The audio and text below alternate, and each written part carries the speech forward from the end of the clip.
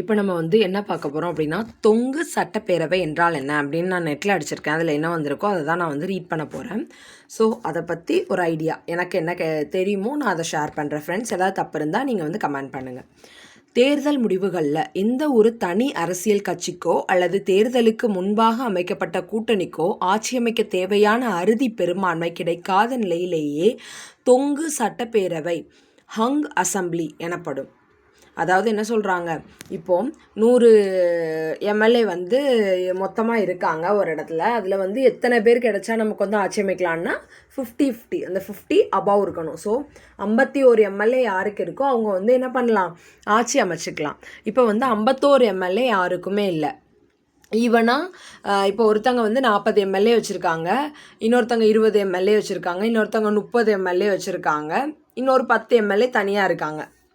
அப்படின்னா என்ன பண்ண முடியாது, யாருமே ஆட்சி அமைக்க முடியாது. அதாவது 50% ப்ளஸில் வந்து யாருமே இல்லை. 4 கேட்டகரியாக இருக்காங்க. ஒருத்தங்க 10, ஒருத்தங்க 20, ஒருத்தங்க 30, ஒருத்தங்க 40ன்னு வச்சுருக்காங்க. ஆல் ஓவராக 100 எம்எல்ஏ இருக்காங்க. ஆனாலும் கூட அந்த 50 எம்எல்ஏக்கு மேலே எந்த டீம்கிட்டையே இல்லை இல்லையா? ஸோ என்ன பண்ணுவாங்க, அந்த தொங்கு பேரவை அப்படிங்கிற இதுக்கு வந்து போயிடும். தொங்கு சட்டப்பேரவை அப்படிங்கிற இதாக அது அறிவிக்கப்படும். அதாவது 50%க்கு மேலே இருந்தால் மட்டும்தான் அந்த கட்சி வந்து தனி பெரும்பான்மை பெற்ற கட்சி அப்படின்னு அறிவிக்கப்பட்டு அவங்களாம் ஆட்சி அமைக்கிறதுக்கு அழைப்பாங்க. ஆனால் இப்போ வந்து தனி அரசியல் கட்சிக்கு அந்த பெரும்பான்மை வந்து கிடைக்காத பட்சத்தில் அந்த 40 இருக்கிற கட்சியை வந்து ஆளுநர் வந்து கூப்பிடலாம். ஆனால் கூப்பிட்டா கூட அவங்க வந்து என்ன பண்ணணும், மற்ற கூட்டணியை அமைச்சு ஆட்சி அமைக்கணும். அவங்களோட பெரும்பான்மை வந்து அவங்க வந்து நிரூபிக்கணும். அதுதான் வந்து தொங்கு சட்டப்பேரவை அப்படின்னு சொல்கிறாங்க. முக்கிய அம்சங்கள்: பெரும்பான்மை வரம்பு ஒரு அவையின் மொத்த இடங்களில் 50%க்கும் அதிகமான இடங்களை பெற்றால் மட்டுமே ஒரு தனி கட்சி ஆட்சி அமைக்க முடியும். இதை தான் நான் சொன்னேன். இப்போ 100 எம்எல்ஏ தான் மொத்தம் அப்படின்னு இருக்குன்னு வச்சுக்கோங்களேன். இப்போ தமிழ்நாட்டில் 100 எம்எல்ஏ தான் மொத்தமே இருக்காங்க. ஸோ அதில் வந்து 50 எம்எல்ஏ எந்த கட்சி வச்சுருக்காங்களோ, 51 எம்எல்ஏ எந்த கட்சியில் இருக்கோ அவங்க தான் என்ன பண்ண முடியும், ஆட்சி அமைக்க முடியும். இல்லை சப்போஸ் இப்போ வந்து அதான் நான் சொன்ன மாதிரி தான், எல்லாருமே ஈவனாக எடுத்திருக்காங்க. ஆனால் 50 எம்எல்ஏ யார்ட்டையுமே இல்லை அப்படிங்கிற பட்சத்தில் தொங்கு சட்டப்பேரவை அப்படிங்கிறது அமைகிறதுக்கு அதிகபட்சமான இது பாசிபிலிட்டி இருக்குது அப்படின்னு சொல்லலாம். இப்போ என்ன சொல்லியிருக்காங்க, ஒரு அவையின் மொத்த இடங்களில் 50%க்கும் அதிகமான இடங்களை பெற்றால் மட்டுமே ஒரு கட்சி தனித்து ஆட்சி அமைக்க முடியும். உதாரணமாக தமிழகத்தின் 234 தொகுதிகளில் 118 இடங்களை ஒரு கட்சி பெற வேண்டும். ஸோ தமிழகத்தில் எடுத்துக்கிட்டோம் அப்படின்னா 234 தொகுதி இருக்குது மொத்தமாக. ஸோ அதில் வந்து 118 இடங்களை வந்து ஒரு கட்சி பெறணும். பெற்றால் மட்டும்தான் அந்த கட்சி வந்து அறுதி பெரும்பான்மை பெற்றிருக்கு. தனி பெரும்பான்மையோட இவங்க வந்து என்ன பண்ணியிருக்காங்க, ஆட்சி அமைக்க போகிறாங்க அப்படின்னு சொல்லி சிஎம் கேண்டிடேட்டாக அவங்கள கூப்பிட்டு என்ன பண்ணுவாங்க, ஆளுநர் வந்து ஆட்சி அமைக்கிறதுக்கு அழைப்பு விடுப்பாங்க.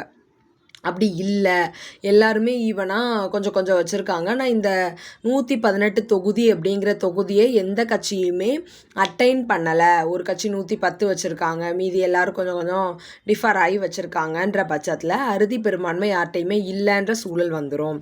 ஸோ ஆளுநரின் அதிகாரம்: இத்தகைய சூழலில் அவையில் அதிக இடங்களை பெற்ற கட்சியின் தலைவரை அல்லது கூட்டணி அமைத்த பெரும்பான்மையை நிரூபிக்கக்கூடிய குழுவின் தலைவரை ஆட்சி அமைக்க மாநில ஆளுநர் அழைக்கலாம். மாநில ஆளுநர் என்ன பண்ணுவாங்க, யார் மேக்ஸிமம் வச்சுருக்காங்களோ அந்த கட்சியோட தலைவரை வந்து நீங்கள் கூட்டணி அமைச்சினாலும் ஆட்சி அமைச்சுக்கோங்க, ஆனால் அவங்க பெரும்பான்மையை என்ன பண்ணணும், நான் சட்டமன்றத்தில் ப்ரூவ் பண்ணணும் அப்படின்னு சொல்லி அழைப்பாங்க. ஸோ கூட்டணி ஆட்சி: தனி பெரும்பான்மை இல்லாத நிலையில் சிறிய கட்சிகள் அல்லது சுயேட்சை உறுப்பினர்களின் ஆதரவுடன் கூட்டணி அரசாங்கம் அல்லது சிறுபான்மை அரசாங்கம் அமைய வாய்ப்புள்ளது. ஸோ கூட்டணி ஆட்சி அப்படிங்கிறது என்னதுன்னா, இப்போ தனி பெரும்பான்மை இல்லை. இப்போ வந்து டிவிகே 100 வாங்கியிருக்காங்க, மீதி எல்லாருமே ஒரு 60 வச்சுருக்காங்கன்னு வச்சுக்கோங்களேன். ஸோ சிறிய கட்சிகள் அல்லது சுயேட்சை உறுப்பினர்கள் இருப்பாங்கள்ல, அவங்களில் வின் பண்ணவங்களை எல்லாத்தையும் நம்ம விஜய் அவர்கள் கூப்பிட்டு அவங்களோட ஜாயின் பண்ணிக்கணும். ஸோ அப்படி மொத்தமாக இப்போ வந்து அவங்க 118 எம்எல்ஏ அவங்க சைடு இருக்காங்கன்றதை அவங்க ப்ரூவ் பண்ணிவிட்டு அதுக்கப்புறம் தான் அவங்க என்ன பண்ண முடியும், அரசாங்கத்தை அமைக்க முடியும். ஸோ அதை தான் நம்ம கூட்டணி அரசாங்கம் அல்லது சிறுபான்மை அரசாங்கம் அப்படின்னு சொல்லி சொல்கிறோம். இறுதி முடிவு: எந்த கட்சியானாலும் பெரும்பான்மை நிரூபிக்க முடியாவிட்டால் அங்கு குடியரசுத் தலைவர் ஆட்சி அமல்படுத்தப்படலாம் அல்லது மீண்டும் தேர்தல்கள் நடத்தப்படலாம். என்ன சொல்லிட்டாங்க, இல்லை எங்கேயுமே வந்து பெரும்பான்மையை அந்த 118 அப்படிங்கிறத வந்து எந்த கட்சியாலையுமே கூட்டணி கட்சி மூலமாக கூட அட்டைன் பண்ணி நிரூபிக்க முடியலைன்ற சூழல் இருக்குது. அப்படின்னா என்ன பண்ணுவாங்க, அப்போ மறுபடி ரீஎலெக்ஷன் வைக்கிறதுக்கு சான்ஸ் இருக்குது. அப்படி இல்லை அப்படின்னா அங்கே வந்து குடியரசுத் தலைவர் ஆட்சியை அமல்படுத்துறதுக்கான சான்ஸும் இருக்குது. தமிழகத்தில் சமீபத்திய அரசியல் மாற்றங்கள் மற்றும் புதிய கட்சிகளின் வருகையால் 2026 சட்டமன்ற தேர்தலில் இத்தகைய சூழல் ஏற்படக்கூடும் என்று அரசியல் விமர்சகர்களின் கருத்து தெரிவித்து வருகின்றன. ஸோ அதை அப்படியே எக்ஸாம்பிளாகவே போட்டாங்க. தமிழகத்தில் இப்போ இருக்கிற சூழ்நிலையில் புதிய கட்சி டிவிக்கெல்லாம் வந்தனால என்னாச்சு, 2026 வந்து மேக்சிமம் இந்த தொங்கு சட்டசபை ஏற்படுறதுக்கான வாய்ப்புகள் பிரகாசமாக இருக்குது அப்படின்னு சொல்லியிருக்காங்க.